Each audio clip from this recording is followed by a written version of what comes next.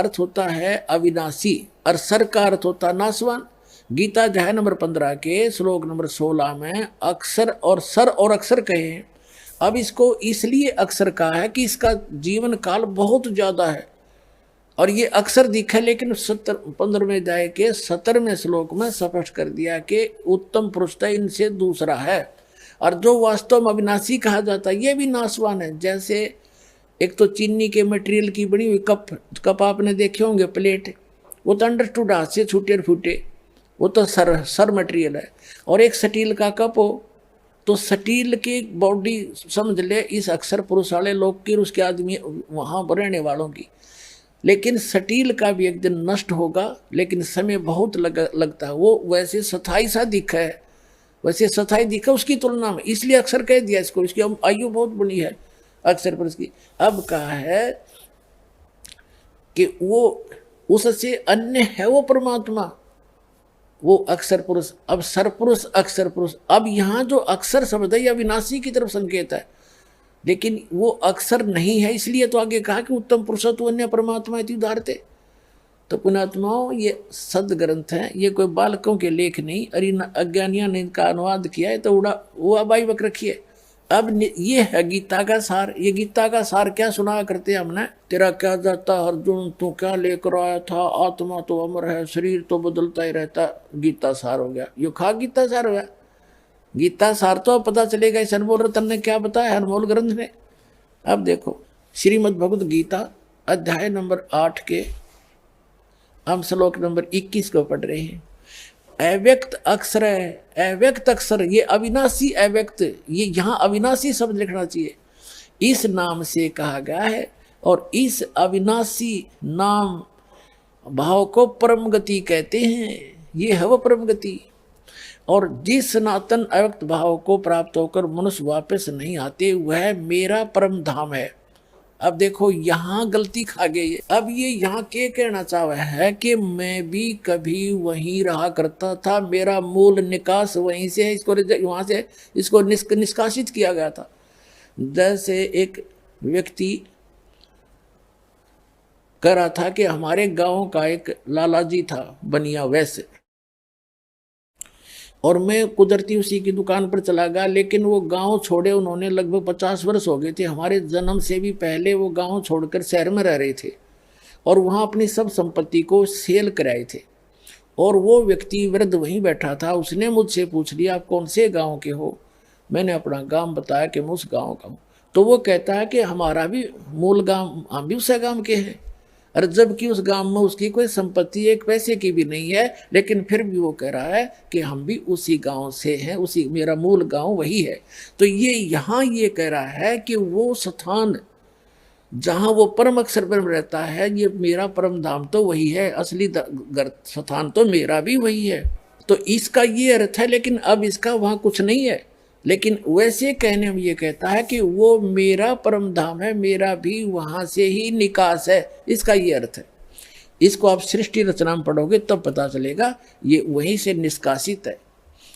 अब देखो, अब 8वें अध्याय के हम गीता जी के 21वें को पढ़ रहे हैं कि वो अव्यक्त अक्षर यानी अविनाशी अव्यक्त इस नाम से कहा गया है। इस अक्षर अविनाशी अव्यक्त भाव को परम गति कहते हैं, जो उस लोक में चले गए सतलोक को। और जिस सनातन अव्यक्त भाव को प्राप्त होकर मनुष्य वापस नहीं आते, वह मेरा परम धाम है। वैसे इसका अर्थ ये है कि वो परमम, वो मम धाम परमम, वो मेरे धाम से श्रेष्ठ है। एक तो अर्थ इसका ये बनेगा सीधा तो। और इस वैसे हम इसका अर्थ लगाएं तो इसका अर्थ ये बनता है, ये कहना चाहता है कि मेरा भी मूल स्थान वही है। अब उसका वहाँ है कुछ नहीं। जैसे अभी आपको उदाहरण दिया एक सेठ का, तो ऐसे समझ। अब आगे देखो, अब देखो 22 में क्या कहा है कि हे पार्थ, जिस परमात्मा के अंतर्गत गीता ज्ञानदाता से अन्य है वो परम अक्षर ब्रह्म सर्वभूत सभी प्राणी आते हैं। जिस सच्चिदानंद घन परमात्मा से यह समस्त जगत परिपूर्ण है, वह सनातन अव्यक्त परम पुरुष तो अनन्य भक्ति से प्राप्त करने योग्य है। हो गया स्पष्ट। गीता ज्ञानदाता अपने से अन्य किसी और परम अक्षर ब्रह्म पूर्ण परमात्मा की भक्ति करने के लिए कह रहा है। उसकी भक्ति तो अनन्य मन से करने से वाले को प्राप्त होगी। अनन्य माने एक इष्ट रूप में उस परम पिता को मानकर सत साधना, ये सभी साधना करने वाले को वो परमात्मा प्राप्त होगा। अब जो प्रसंग जो दास क्लियर करना चाह रहा था, अब उस कल और आज के सत्संग में वहां आए हैं जहां आदरणीय गरीबदास साहिब जी के उस अमृत वचनों को दास साहब के समक्ष स्पष्ट करना चाहता था। क्या कहते हैं, अब जैसे आप जी को सभी इन प्रभुओं की आयु बता दी, अब अक्षर पुरुष की मृत्यु कैसे होगी, इसका 1000 युग का दिन, 1000 युग की रात्रि, जो युग की गणना आपको बताई कि 70,000 शिव तमोगुण शिव की मृत्यु के बाद एक ब्रह्मांड का विनाश होता है और इस काल की मृत्यु होती है। ये कहता है मेरी जन्म मृत्यु होती है, लेकिन वो तू नहीं जानता, ये दास जानता है, परमात्मा जानता है। उस भगवान ने बताया, इस दास को ज्ञान दिया, ये दास बता रहे कि उसकी एक मृत्यु, उसका एक युग, इस काल की मृत्यु, एक ब्रह्मांड का विनाश, और वो जितना समय में ये होती है वो एक युग है अक्षर पुरुष का, उस सेकंड अव्यक्त का, द्वितीय अव्यक्त का। और इतनी ही रात्रि, 1000 युग का दिन, 1000 युग की रात्रि, नोट चतुर्युग की, और ऐसे 30 दिन रात का बना हुआ महीना, एक महीना बनता है, और 12 महीने का वर्ष। ऐसे उस अक्षर पुरुष की 100 वर्ष की आयु है। एती उम्र बुलंद मरेगा अंतरे, क्योंकि सतगुरु लगे न कान न बैठे वो संतरे। इतनी लंबी आयु भी हो जाएगी तो भी अंत मृत्यु है इस यहाँ की इन साधनाओं से। क्यों? क्योंकि आपको वो संत नहीं मिले, वो सतगुरु नहीं मिले। गीता अध्याय नंबर 4 के श्लोक नंबर 32 और 34 में, गीता यजुर्वेद अध्याय नंबर 40 के श्लोक नंबर 10 और 13 तक, 10 से 13 में जो कहा है कि वो तत्वदर्शी संत ना मिलने से इतनी लंबी आयु भी हो जाएगी तो भी तेरी दुर्गति तैयार है। एती उम्र बुलंद मरेगा अंतरे, सतगुरु लगे न कान न बैठे वो संतरे। अब गरीबदास साहिब जी को परमात्मा लेकर गए, फिर बताया, उन्होंने आंखों देखा, क्या बताया है, मन तू बसरे सुख के सागर, जहाँ शब्द सिंदूर नागर, और कोट जन्म तन भरमत हो गए, कुछ ना हाथ लगा रे, कुकर सुकर खरबा बोरे, कौवा हंस बुगारे। कोटि जन्म तू राजा की, ना मिटी न मन की आशा, और भिक्षुकों के दर दर घूमा, मिला ना निर्गुण रासा। ये ज्ञान ना मिलने से तू इतना दुख पाया। इंद्र कुबेर ईश की पदवी ब्रह्मावरण धर्मराया, और विष्णुनाथ के पुर को जाकर तो फिर वापस आया। यानी ब्रह्मा विष्णु महेश की पदवी भी पाकर फिर तो ऐसे ही जन्म मृत्यु के अंदर धक्के खा रहा है। असंग जन्म तन मृत्या हो गए, जीवित क्यों ना मरे रे, और 12 दर मद महल मठ बोरे, बोर ना दे धरे रे। वो 12वें द्वार को पार करके वो परमात्मा पावेगा।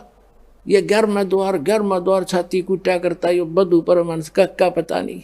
11वां द्वार था, विलास दास भी बताओ था, और उन्हों को किसी को नहीं मालूम, मूर्ख बना रहा जनता को। तो अपने आत्माओं, ये little knowledge is the dangerous thing, ये नीम हकीम खतरा इस जान। अब बुद्धिमान हो सभी, समझो इनको, इनकी सतीथि से परिचित हो, उनको छोड़ो और यहाँ हो। अब क्या बताया है कि असंग जन्म तन मरत्या हो गए, जीवित क्यों ना मरे रे। जीवित मरना है यहाँ की इच्छाओं से, यहाँ की जो अननेसेसरी वस्तुओं से अपना मन रोके। और दूसरा जीवित मरना है, जैसे आप सत्संग में आलस कर जाते हो आने में, और ये सोचकर कहीं नुकसान ना हो जाए।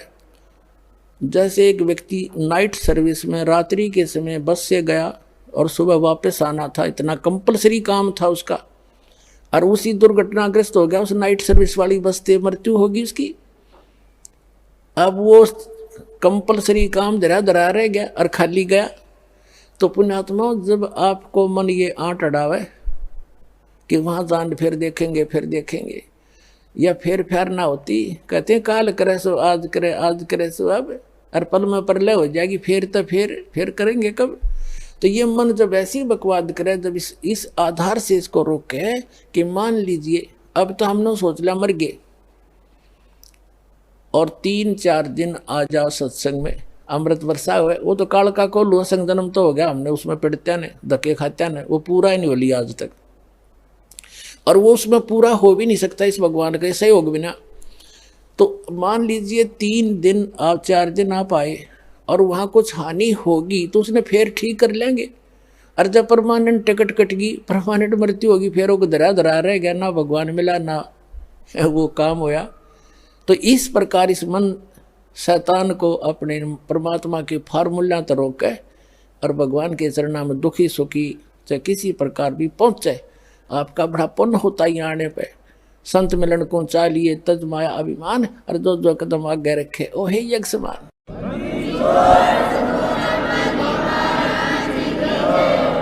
और यहाँ आते हैं तो 2 रुपये दान भी करने की सोचते हो। ये दान जो यहाँ किया गया ये आपका है, और वहाँ कोठीर बंगले बना के धरगे वो काल का आपका नहीं है। और यहाँ सदा व्रत चले, दिन रात किसी टाइम आओ, परमात्मा के बच्चों के लिए भगवान ने सारा भंडारा खोल रखा है। तो यहाँ जो दान करते हो, यहाँ आने का सत्संग सुनते हो और आकर बैठते, ये बड़े पुण्यों से आप परिपूर्ण हो रहे हो। तो कहते असंग जन्म तन मर्त्या होगे, जीवित क्यों नाम रह रे, 12 दरमद महल मठ बौरे, बहु नौ दे धर रे। उस 12वें द्वार को पार करके परमात्मा का वो लोक है। प्रथम 11वां द्वार है जो 21 ब्रह्मांड से पार करके हम इस अक्षर पुरुष के लोक में प्रवेश करेंगे।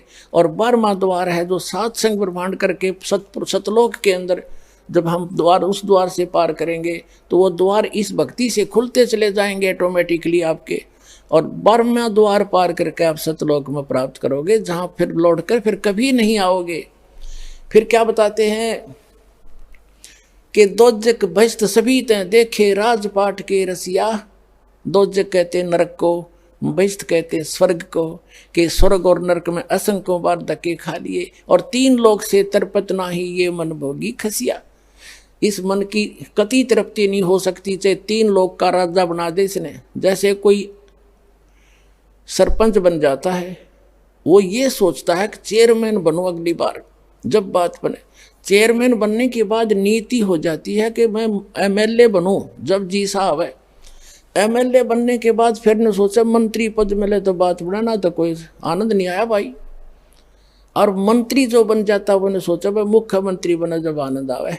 ये तो अपराधी नहीं रहे हम। अब मुख्यमंत्री की क्या टेंडेंसी होती है कि मैं प्रधानमंत्री बनूं, जो बात बना अटकड़बाजी जोड़ में लगा रहेगा।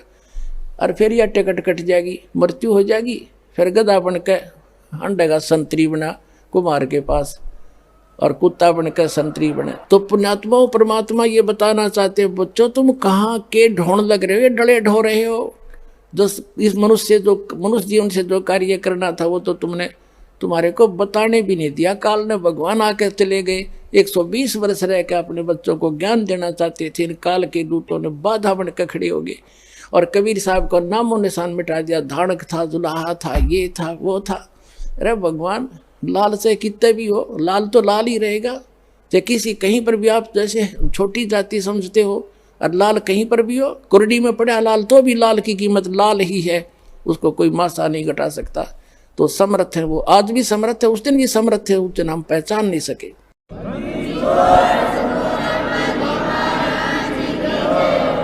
अब क्या बताते हैं, दोजिक भिस्त सभी ते देखे, राजपाट के रसिया, और 3 लोग से तरपत नाही यो मन भोगी खसिया। फिर कहते सतगुरु मिले तो इच्छा मेटे, पद मिल पदे समाना, और चल हंसा उस लोक पठाऊं जो आज अमर स्थाना। अब सतगुरु मिले तो इच्छा मेटे, ये सारा ज्ञान समझा के यहाँ से समेट देंगे आपकी इच्छाओं को। और पद मिल पदे समाना, गीता अध्याय नंबर 15 के श्लोक नंबर 4 में कहा कि तत्व ज्ञान की प्राप्ति के उपरांत उस तत्व ज्ञान के आधार से परमेश्वर के उस परम पद की खोज करनी चाहिए, जहाँ जाने के बाद साधक लौटकर फिर कभी संसार में नहीं आता। अब 8वें अध्याय के गीता के 21वें श्लोक में भी आपने पढ़ लिया कि वो परम धाम है, वहाँ जाने के बाद सनातन परम धाम है, वहाँ जाने के बाद साधक फिर लौटकर कभी वापस नहीं आता। वो परम अक्षर ब्रह्म का स्थान है। तो वो स्थान वहाँ जाने के बाद फिर कभी लौट कर नहीं आते, उस पद को प्राप्त होते। अब ये कोड वर्ड है, ये सूक्ष्म वेद है, उस अन्य वेद से भी गहन ज्ञान है, ये गूढ़ रहस्य है। इसमें लिख बोला है कि सतगुरु मिले तो इच्छा मिटे, और पद मिल पदे समाना। यहाँ दो शब्द हैं पद। एक पद का अर्थ है way of, method of worship, पद्धति। भगवान, पद माने पद्धति, भगवान की यथार्थ पद्धति प्राप्त करावेगा सतगुरु, और उस पद्धति से वो पद मिलेगा। कौन सा? जहां जाने के बाद फिर लौट कर कभी संसार में नहीं आते। सतगुरु मिले तो इच्छा मेटे, पद मिल पदे समाना, और चल हंसा उस लोक पुठाऊं जो आदि अमर अस्थान। आदि अमर स्थान, शाश्वत स्थान। गीता जी अध्याय नंबर 18 के श्लोक नंबर 62 में कहा कि तुम तो सर्वभाव से उस परमेश्वर की शरण में जा, उसकी कृपा से तू परम शांति को और सनातन परम धाम को प्राप्त होगा। अपनी साधना को बताता 8वें अध्याय के 5 और 7 में गीता ज्ञानदाता कि मेरी भक्ति करेगा तो युद्ध भी करना पड़ेगा और भक्ति भी कर। यहाँ शांति नाम की चीज नहीं है, और जन्म मृत्यु तेरी भी रहेगी और मेरी भी रहेगी। जहाँ युद्ध भी करना और जन्म मृत्यु होना वो शांति हो सकती है। और ओम नाम है इस ब्रह्म का, ओम नाम के साथ न होगा ओम शांति। ओमकार शांति का तो एक्सीडेंट है, ओम से शांति हो ही नहीं सकती। सारे उल्टे काम। तो यहाँ बताते हैं कि चल हंसा उस लोक पठाऊं जो आदि अमर स्थाना, और 4 मुक्ति जहाँ चंपी करती। यहाँ की 4 मुक्ति हैं जिनको तुम प्राप्ति के लिए संखों पता नहीं हजारों वर्षों तक बैठे रहे, और फिर भी वो तुम्हारी 4 मुक्ति का सुख भी समाप्त होता है इस तुम्हारे स्वर्ग लोक में, ब्रह्म लोक में। और कहते हैं हम आपको ले जाएंगे साधना से, जहाँ आप जाओगे वहाँ 4 मुक्ति जहाँ चंपी करती, सदा के लिए वो सुख आपके चरणों में रहेगा। 4 मुक्ति जहाँ चंपी करती माया होरी दासी, और दास गरीब अभय पद पर से वो मिले कबीर राम अविनाशी। बोलो सतगुरुदेव।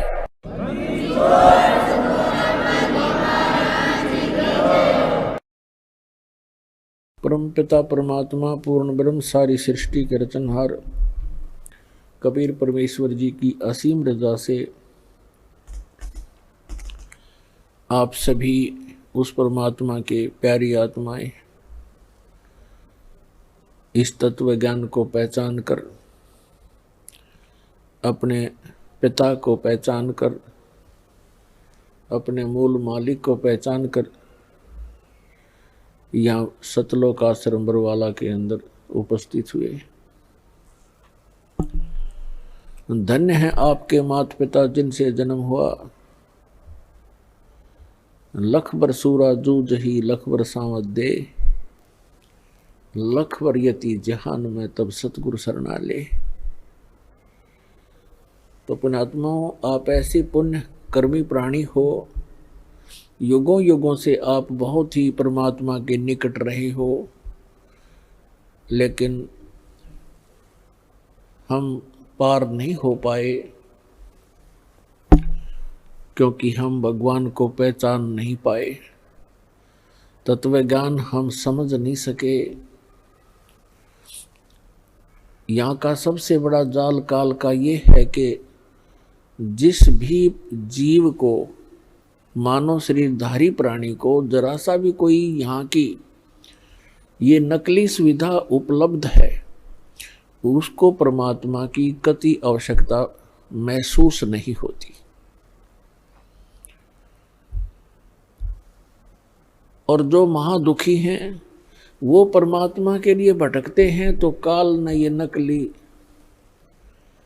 संत, नकली दूत, ये ठग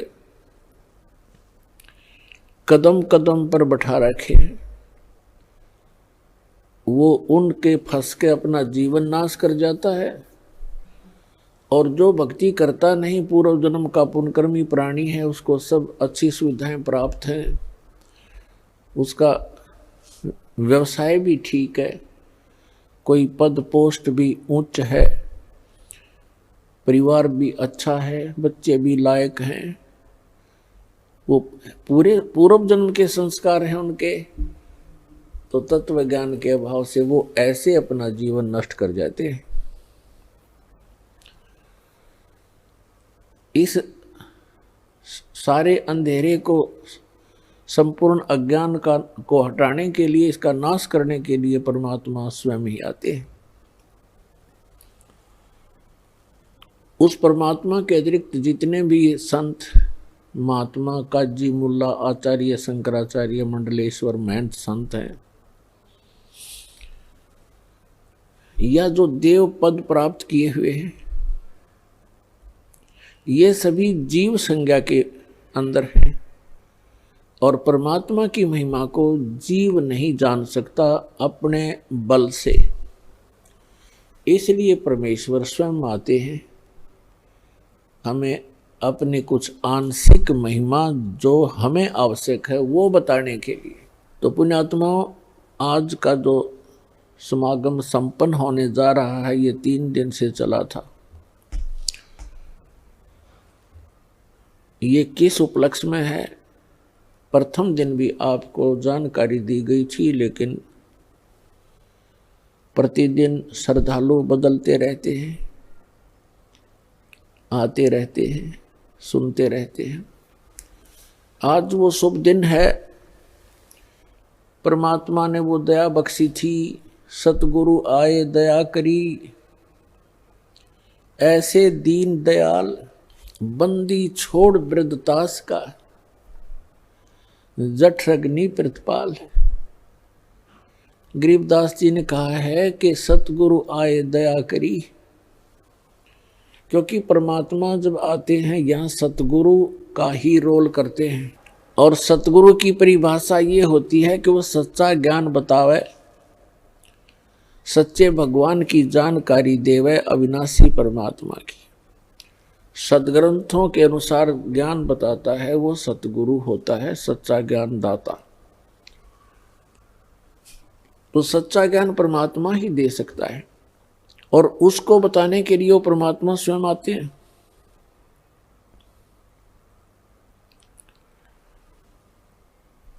सन 1727 संवत 1784 को परमात्मा आदरणीय गरीबदास साहिब जी गांव छुड़ानी जिला दद्दर हरियाणा वाले को आकर के खेतों में मिले थे, जंगल में, जहां वो गव्वें चरा रहे थे। उस समय उनकी आयु 10 वर्ष की थी। सन 1717 में, संवत 1774 में आदरणीय गरीबदास साहिब जी का जन्म हुआ था गांव छुड़ानी जिला दद्दर हरियाणा में। जब वो 10 वर्ष के हुए, अपने ही खेतों में अपनी ही गौओं को चारा चराने के लिए जंगल में लेकर गए हुए थे। साथ में अन्य 10-12 पाली गवाले उनके साथ सहयोगी थे और कुछ अन्य गांव के व्यक्ति अपनी गौओं को उन्हीं गरीबदास जी के ही जंगल में, खेतों में चराने के लिए लेकर गए हुए थे। क्योंकि आदरणीय गरीबदास साहिब जी वैसे तो गांव करौथा के रहने वाले हैं, करौथा के रहने वाले थे, लेकिन इनके कोई मामा नहीं थे, इनकी माता श्री के कोई भाई नहीं था। इसलिए गरीबदास साहिब जी के पूज्य पिताजी श्री बलराम जी धनखड़ अपनी ससुराल छुड़ानी में वहाँ रहने लग गए थे। वहीं जाने के बाद आदरणीय गरीबदास साहिब जी का जन्म हुआ था। दिन के 10 बजे थे। वो परमात्मा जो लीला करते हैं, वो लीला करते ही ऐसी हैं और इसके गवाह चारों वेद हैं। ऋग्वेद मंडल नंबर 9 और सूक्त नंबर 86 के मंत्र नंबर 26 और 27 में, ऋग्वेद मंडल नंबर 9 सूक्त 82 के मंत्र 1, 2, 3 में, ऋग्वेद मंडल नंबर 9 सूक्त 54 मंत्र 3 में, ऋग्वेद मंडल नंबर 9 सूक्त 20 मंत्र 1 में, ऋग्वेद मंडल नंबर 9 सूक्त 94 के मंत्र 1 में, ऋग्वेद मंडल नंबर 9 सूक्त 95 के मंत्र नंबर 2 में, ऋग्वेद मंडल नंबर 9 सूक्त 1 मंत्र 9 में, ऋग्वेद मंडल नंबर 9 सूक्त 96 के 96 के 16 से लेकर 20 मंत्र में, ऋग्वेद मंडल नंबर 9 सूक्त 29 के मंत्र नंबर 25 में यही प्रमाण दिया हुआ है कि वो परमात्मा ऊपर के लोक में रहता है, सतलोक में रहता है, अविनाशी स्थान के तीसरे पृष्ठ पर विराजमान है, वहाँ बैठा है सभी लोकों के ऊपर, और वहाँ से गति करके आता है, अच्छी आत्माओं को मिलता है और उनको उपदेश करने की इच्छा से वो कबीर देव नाम है उस परम पिता का, कबीर देव, हम उसे कबीर साहब बोलते हैं। तो उसी अपने गुण अनुसार जो वेद गवाही देते हैं, तो पुण्यात्मा हम वेदों को सत्य मानते हैं सभी। किसी भी, वैसे तो विश्व के अंदर किसी भी व्यक्ति से आप पूछोगे कि वेद एक सत्य वस्तु है, सत्य ज्ञान है, और महिमा का, परमात्मा की महिमा का गुणगान है। और उस परमेश्वर ने 600 वर्ष पहले आकर के बताया था कि वेद मेरा भेद है, मैं ना मिलूं वेदन के माही, और जौन वेद से मैं मिलूं ये वेद जानते नहीं।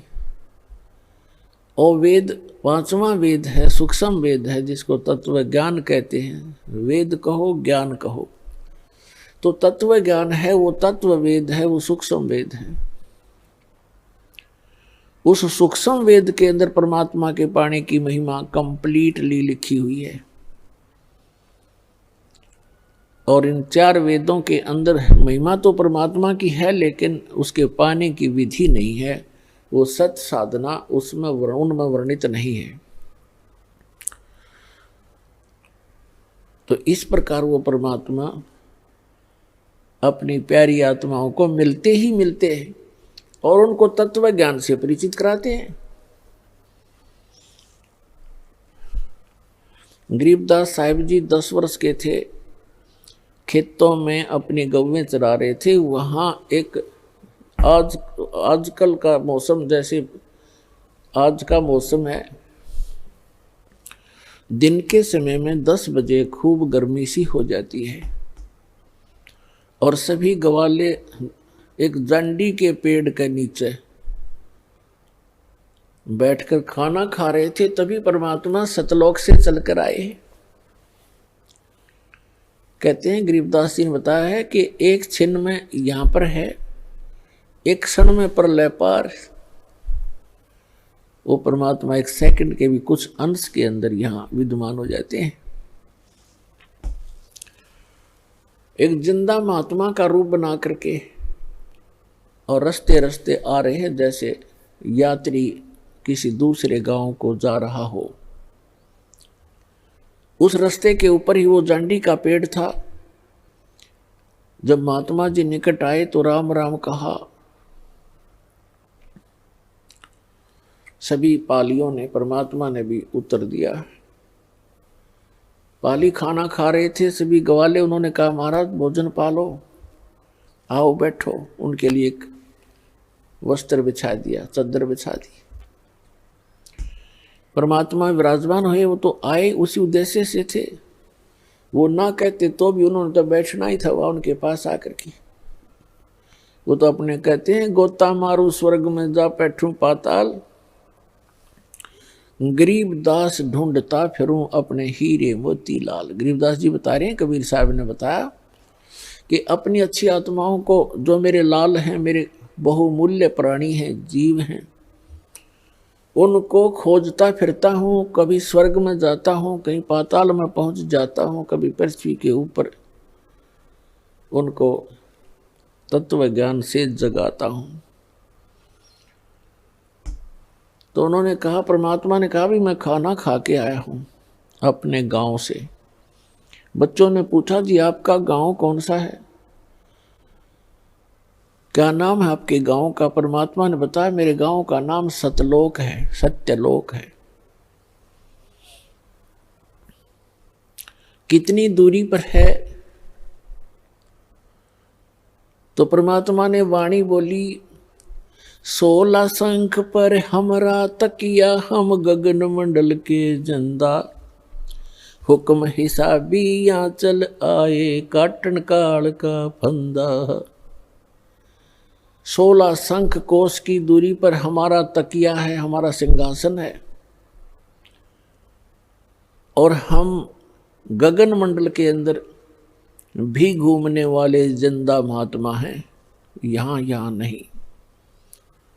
और हम काल के फंद को काटने के लिए यहाँ पर इस पृथ्वी पर आए हैं।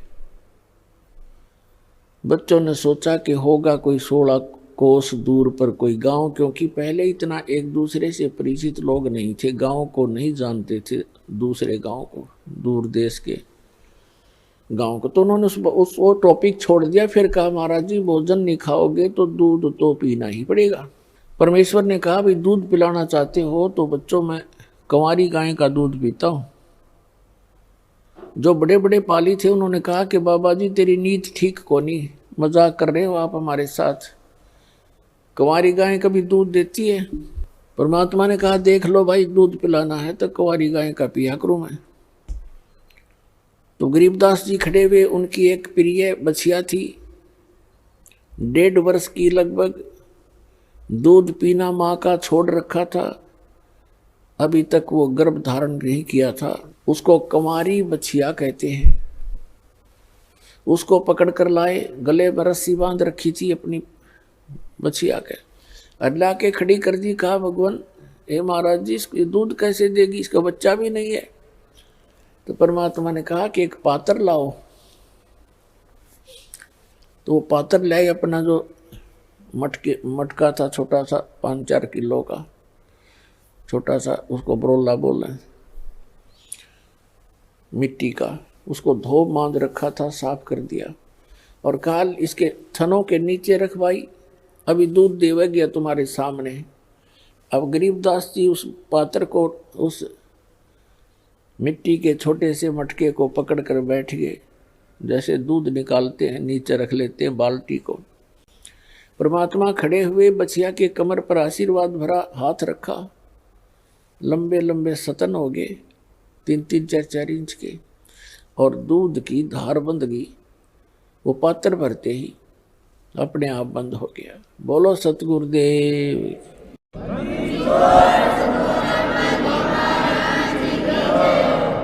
गरीबदास जी ने वो पात्र परमेश्वर को थमा दिया के लिए, महात्मा जी आपकी महिमा अपरंपार है, कंवारी गाय का दूध निकाल दिया। उस परमेश्वर ने, कबीर साहब जी ने थोड़ा सा दूध पिया और बाकी वहां उपस्थित सभी ग्वालों से कहा कि ले पालियो, ये अमृत है बेटा, इसको पी लो। ये यहाँ का नहीं है, ये सतलोक से आया है, इस पवित्र पशु के माध्यम से। तो उन्होंने जो अन्य पाली थे, कोई 20 वर्ष का, कोई 30 वर्ष का, कोई 50 वर्ष का, कोई 40 वर्ष के आयु के, वो तो उठ कर चले गए कि हम नहीं पीवे, पाप का दूध है, कंवारी गां का दूध निकाल दिया जादू जंत्र करके। और फिर दूसरे तूने झूठा कर दिया, तेरी जात का पता नहीं तो कौन जाति का है। उस समय छुआछात भी चरम सीमा पर थी। दुर्भाग्य कहते हैं, सकल पदार्थ है जगमाई, कर्महीन नर पावे नाही। गरीबदास जी ने कहा कि लो महाराज, आपका अमृत, आपका झूठा दूध है भगवान, कब कब मिले हमें। और जितना पीना था वो पी लिया। तो पुण्यात्माओं कहते हैं, पिछले जब से होते हैं पूर्ण हंस मुराद, ये पिछले संस्कारों से ही ऐसी प्रेरणा और परमात्मा का मिलन हुआ करता है। फिर परमात्मा जिस उद्देश्य को लेकर आए थे, 10 वर्ष के बालक को लगे ज्ञान समझाने, सृष्टि रचना सुनाई और कहा, बच्चों तुम सभी सतलोक में थे और आप यहाँ इस काल के जाल में फंसे हुए हो।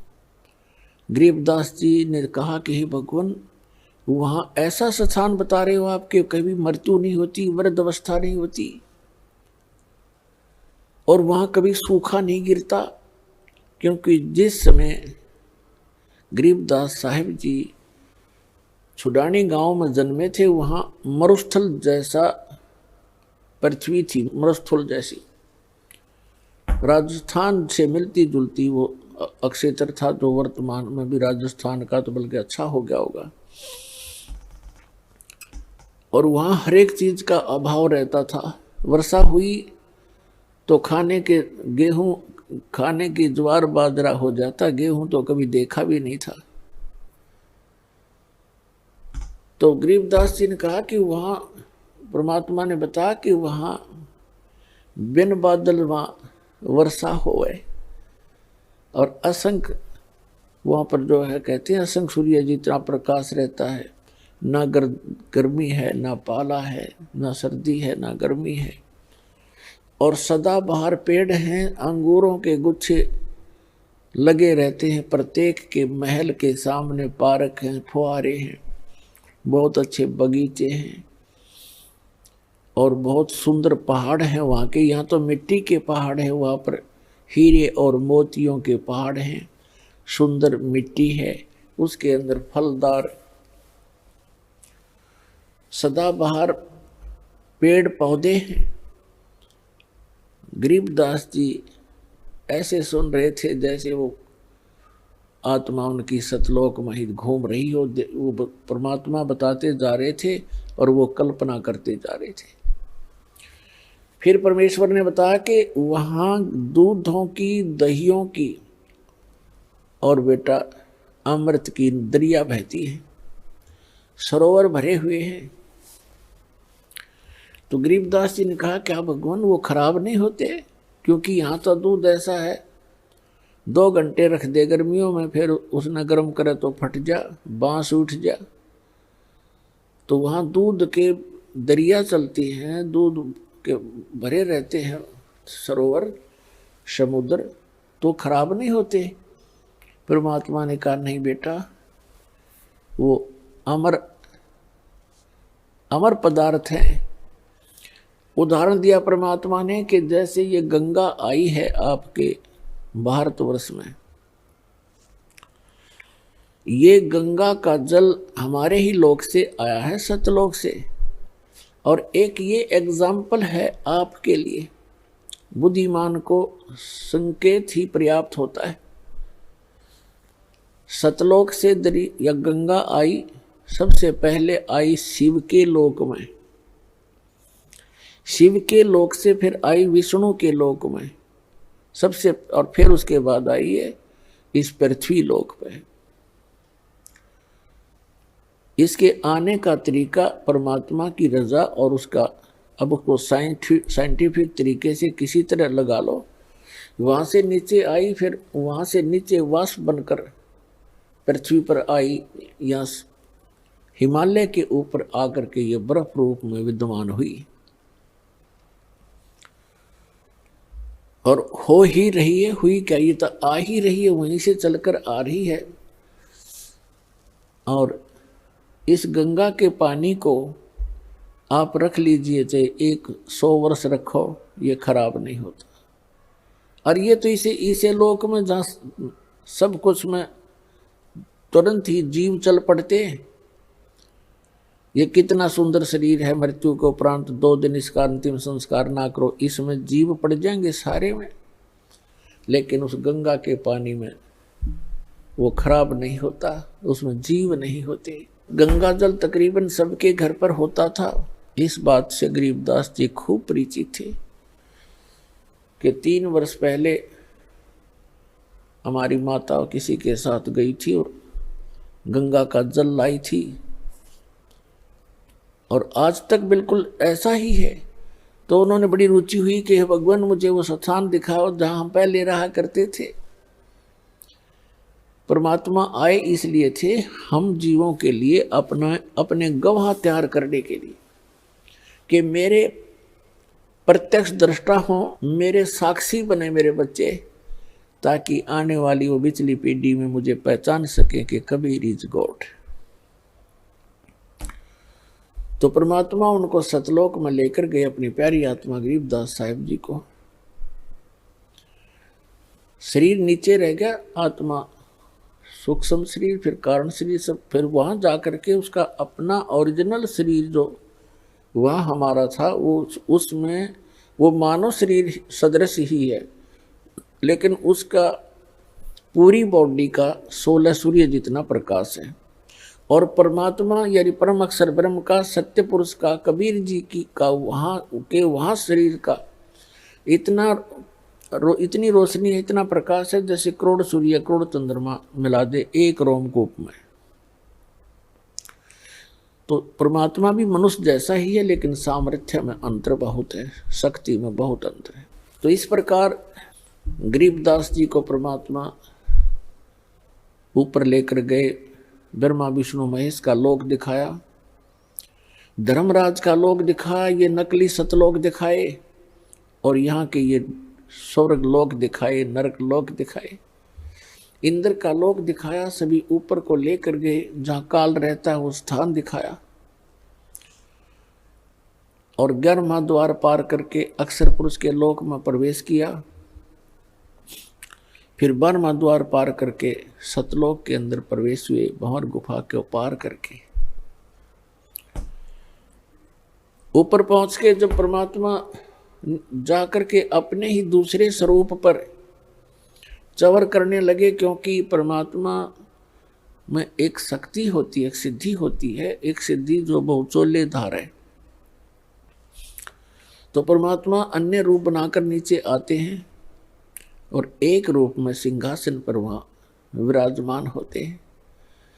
जो सिंहासन के ऊपर राजा के समान मुकुट पहने हुए, छत्र के नीचे बहुत बड़े गुम्बज के अंदर परमात्मा वहां बैठे थे सिंहासन पर, उनके एक रोम में करोड़ सूर्य मिला दे करोड़ चंद्रमा, इतनी रोशनी थी उस परम पिता की।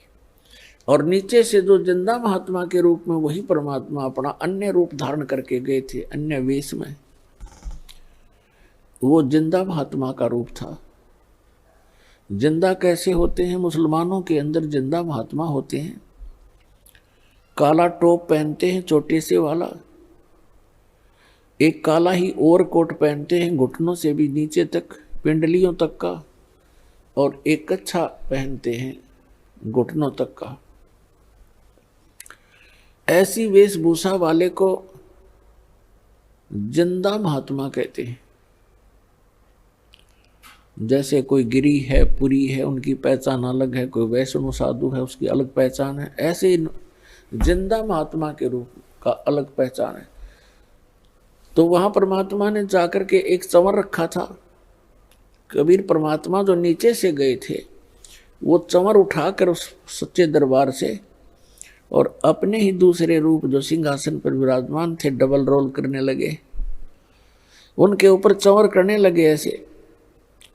अब गरीबदास जी सोच रहे हैं, देख रहे हैं कि भी भगवान तो ये है जिसके ऊपर बाबा जी चंवर कर रहे हैं।